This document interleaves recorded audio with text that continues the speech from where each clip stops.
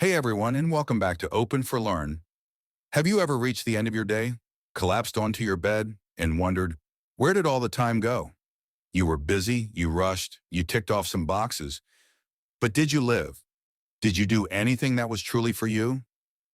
In a world of endless notifications, overflowing inboxes, and the constant pressure to be productive, it feels like our 24 hours are shrinking.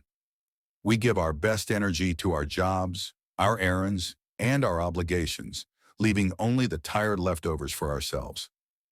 We promise ourselves we'll start that hobby, read that book, or learn that skill tomorrow. But tomorrow, the cycle repeats. What if I told you that you have more time than you think? What if the secret to a richer, more fulfilling life isn't about finding more hours in the day, but about unlocking the time you already have? Today, we're diving deep into a timeless masterpiece, a short book written over a century ago that is more relevant now than ever before. It's called How to Live on 24 Hours a Day by Arnold Bennett. This isn't your typical color-coded, app-driven productivity guide. It's a profound, witty, and surprisingly simple philosophy about reclaiming your life one day at a time. Bennett's message is revolutionary. The key to a fulfilling life lies not in changing your job or your circumstances, but in what you do with the margins of your day. So if you're ready to stop just existing and start truly living, stick around. We're going to break down Arnold Bennett's powerful ideas and translate them into practical, daily life examples that you can start using today. Let's learn how to create a life of purpose and passion within the 24 hours we are all given. Summary of How to Live on 24 Hours a Day by Arnold Bennett. Part 1. The Grand Illusion Unmasking the Time Scarcity Myth. Arnold Bennett begins not with a set of rules, but with a startling revelation. The problem isn't a lack of time, it's a lack of awareness. We are all blessed with the same daily allowance, 24 hours, a fresh, new 24 hours, every single morning. He calls it the daily miracle. No one gets more, no one gets less. It's the most democratic resource in the world. The great illusion is that our day is consumed entirely by our work and essential chores. We mentally write off huge chunks of our time, leaving us feeling perpetually time poor. The 9 to 5 mindset trap. Let's imagine a typical person. Let's call her Priya. Priya works a demanding job from 9 a.m. to 6 p.m. When she thinks about her day, she thinks about her job. The hours before 9 a.m. are a frantic rush to get ready and commute. The hours after 6 p.m. are for commuting back, making dinner, doing chores, and then collapsing on the sofa to scroll through social media or watch a web series until she's tired enough to sleep. In her mind, her day is work. The rest is just after work. Bennett argues this is where we go wrong. We see our life in two parts, the official workday and the blurry, undefined other time. Bennett's radical idea is to treat this other time with the same respect and intention as our work time. He proposes a powerful mental shift. Create a day within a day. Your 9 to 5 or whatever your work hours are is one day. You give that to your employer. But you have another, personal day that belongs entirely to you. This day within a day is made up of the fragments of time outside your main occupation. Finding your day. Within a day, a practical example. Let's go back to Priya, In's morning commute. She spends 45 minutes on the metro to work. Evening commute, another 45 minutes back. Evening hours. She gets home around 7 p.m. and goes to bed around 11 p.m. That's 4 hours. Let's be generous and say 1.5 hours are for dinner, chores, and winding down. That still leaves 2.5 hours in the evening. Priya's day within a day, 45 minds, morning, 45 mins, evening, 2.5 hours, night, 4 hours and 15 minutes. That's over 4 hours, every single weekday. That is hers. That's nearly 21 hours a week, almost another full day. Bennett's first challenge to us is to simply see this time, to acknowledge its existence. It's not leftover time, it's your time. And to part 2, the cause of the problem, the untrained mind. So we've identified this treasure trove of time. Why do we waste it? Why does Priya spend her 2.5 hours scrolling mindlessly instead of, say, learning the guitar like she's always wanted to? Bennett argues the root cause is an untrained mind. Our brains are powerful, but they are also lazy. During our workday, we are forced to concentrate. We have deadlines, bosses, and tasks that demand our focus. But the moment the clock strikes 6, we let our minds off the leash. We believe our brains are too tired to do anything more. Bennett calls this nonsense. He says it's not that the brain is incapable, it's that it's out of practice when it comes to self-directed activity. It's like a muscle we only use under duress. When we have free choice, the muscle is flabby and prefers the path of least resistance, which in the 21st century is the infinite scroll, the binge watch, or just aimless fretting. The daily life example. The "I'm too tired" excuse. Think about this. You come home from a mentally taxing day at work. You tell yourself, "I'm too exhausted to read that book on psychology." But then you proceed to get into a heated, complex 2-hour debate in a comments section on Facebook about a political issue. What's happening here? Your brain isn't tired. It was perfectly capable of formulating arguments, reading different opinions, and typing furiously. It was engaged and active. The problem wasn't a lack of energy, it was a lack of will and direction. The "I'm too tired" excuse is often a mask for "I haven't trained my mind to focus on what I've chosen for it." Bennett's prescription is simple, yet profound. We must train our minds to concentrate outside of our professional lives. The goal is to be the master of your mind, not its servant. Part 3, the remedy: how to carve out and use your time. This is where Bennett gets practical. He lays out a plan, not of rigid rules, but of a starting experiment. He suggests beginning with just 90 minutes a day, 3 times a week. That's it, a modest, achievable goal. Step 1, stake your claim. Let's say you choose Tuesday, Wednesday, and Thursday evenings from 8:30 p.m. to 10 p.m. This 90-minute slot is now sacred. It is the core of your day within a day. It's an appointment with yourself. You must treat it with the same seriousness as a doctor's appointment or a meeting with your CEO. Daily life example. Imagine you've scheduled this time. A friend calls at 8:45 p.m. on Tuesday for a casual chat. The old you might have picked up and chatted for an hour, your resolve dissolving. The new you, following Bennett, would say, "Hey, great to hear from you. I'm in the middle of something right now. Can I call you back after 10? You are protecting your time. Step 2, the art of concentration. Now that you have the time, what do? The first and most crucial task is to practice the art of concentration. Bennett doesn't immediately say you should learn quantum physics. He suggests starting with something challenging but deeply interesting to you. His favorite recommendation is reading serious literature or poetry. Why? Because it forces the mind to focus. You can't skim read a complex poem or a philosophical text. You must engage, grapple with the ideas, and keep your attention from wandering. Daily life example. The reading experiment. Let's say you've always been fascinated by Roman history. You pick up a book like Meditations by Marcus Aurelius. The challenge. You sit down at 8:30 p.m. You open the book. Within 5 minutes, your phone buzzes. You feel the urge to check it. Your mind drifts to an email you forgot to send. You start thinking about what to have for lunch tomorrow. Bennett's method. This is the moment of training. Acknowledge the distracting thought, and then gently but firmly bring your focus back to the page. Reread the last sentence. The act of returning your focus is the mental push-up. The first few times it will feel difficult, even exhausting. But with each session, the concentration muscle gets stronger. You'll find you can go for longer and longer periods without your mind wandering. Key principle: the power of the journey. Bennett stresses that the subject matter is less important than the effort of concentration itself. You could be studying botany, learning to code, or analyzing the plays of Shakespeare.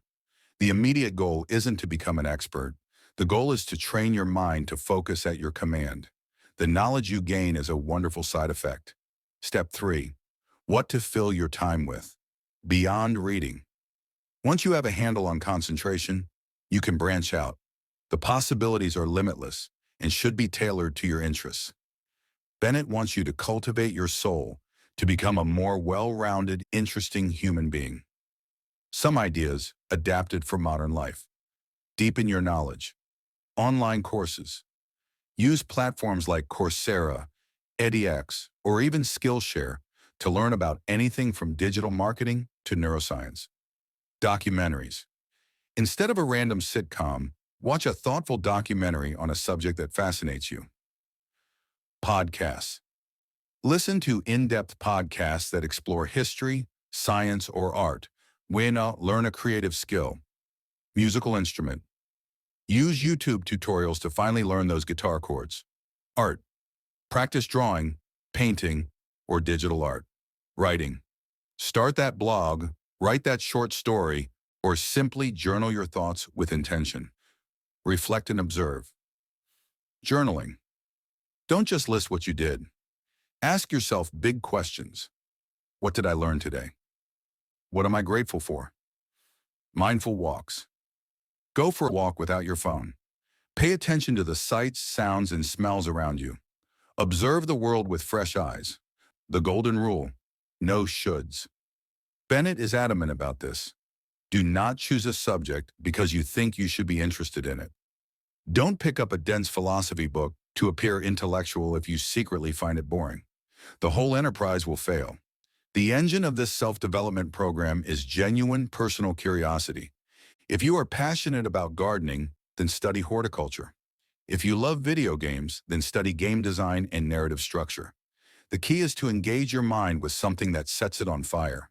Part 4. The dangers and difficulties navigating the roadblocks. Bennett is a realist. He knows this journey isn't easy. He anticipates the challenges you will face. 1. The horrors of the new. Starting something new is hard. The first week of your new schedule will feel strange, artificial, and maybe even a little pointless. You will be tempted to quit. You will tell yourself it's not working. Bennett's advice: persevere. Push through this initial friction. He says that enthusiasm will not be there at the start. Enthusiasm is not the cause of success, it is the effect of it. Once you start seeing small improvements, being able to concentrate for 15 minutes straight, understanding a difficult chapter, the enthusiasm will come. Daily life. Example: the first time you try to meditate for 10 minutes, your mind will feel like a chaotic storm of thoughts. It will be uncomfortable. You'll think, this is useless, I can't do it. You have to trust the process and just show up for the next session. After a week, you might manage a full minute of pure silence. That small victory will fuel your desire to continue. 2. The fear of being a prig. You might feel self-conscious about your new routine. What will your friends or family think if you suddenly excuse yourself to go read poetry? Bennett humorously calls this the fear of being a prig or an arrogant show-off. Bennett's advice: get over it. You are not doing this to impress others. You are doing this for the salvation of your own soul and the enrichment of your own life. Be quiet and modest about it. You don't need to announce your grand self-improvement plan to the world. Just do the work. Your results, a calmer demeanor, more interesting conversation, a new skill will speak for themselves. 3. The setback syndrome. You will have bad days. You will miss a scheduled session because you were genuinely exhausted or had an emergency. You might fall off the wagon for a whole week. Bennett's advice: do not despair. A setback is not a failure. Failure is only when you give up completely. If you miss a day, simply start again the next day. There is no need for guilt or self-flagellation. The new 24 hours you receive tomorrow morning is a clean slate in your daily life. Example: you've been consistently going to the gym 3 times a week. Then you catch the flu and miss 2 weeks. The old mindset says, well, I've broken the streak. It's over. Bennett's mindset says, I was unwell. Now I am better. My next scheduled gym day is tomorrow, and I will go. It's about relentless, gentle recommencement. Part 5. The grand reward. A life truly lived. What is the ultimate payoff for all this effort?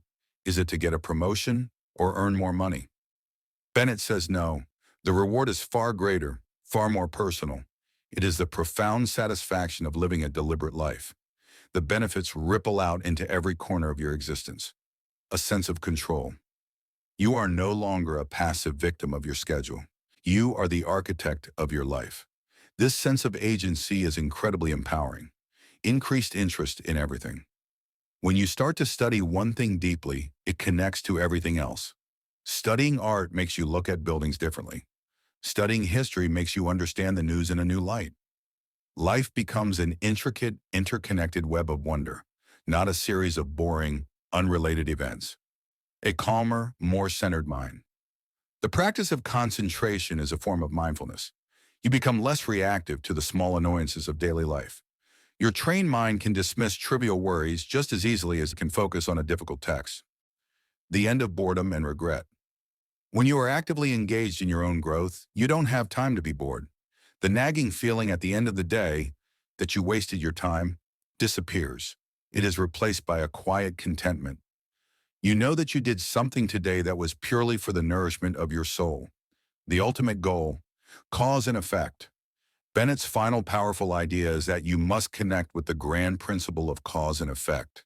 Your life today is the result of your actions yesterday. Your life tomorrow will be the result of your actions today. If you spend your evenings mindlessly consuming content, the effect is a scattered mind and a sense of stagnation. If you spend just a small portion of that time in deliberate, focused self-improvement, the effect, compounded over months and years, will be a transformed life. You are the cause. The life you want is the effect. You just need to forge the link between them, 90 minutes at a time. So there you have it, the profound, simple, and life-changing wisdom of Arnold Bennett's How to Live on 24 Hours a Day. It's not about becoming a productivity machine. It's about becoming more human. It's about recognizing the daily miracle of 24 brand new hours and realizing that a significant portion of that time belongs to you. The challenge Bennett lays down is for us to stop making excuses, to stop saying I'm too tired or I don't have time. It's a call to start small, just 90 minutes, 3 times a week. Find your day within a day. Choose something that genuinely fascinates you and begin the quiet, rewarding work of training your mind. Your life is a garden. Your job and your duties might take up a large plot, but you have a small, private patch that is all your own. You can let it grow wild with the weeds of distraction and neglect, or you can choose to cultivate it. You can plant seeds of knowledge, creativity, and reflection, and watch as something beautiful begins to grow. So my question to you is, what will you do with your day within a day? What's that one thing you've always wanted to learn or do? Let us know in the comments below. Let's inspire each other. If this video opened your mind to a new way of thinking about your time, please give it a thumbs up and share it with someone who might need to hear this message. And of course, if you haven't already, make sure to subscribe to Open for Learn and hit that notification bell so you don't miss our next exploration into ideas that can change your life. Thank you for spending a little bit of your valuable time with us today. Now go out there and start living, all 24 hours of it. See you in the next video.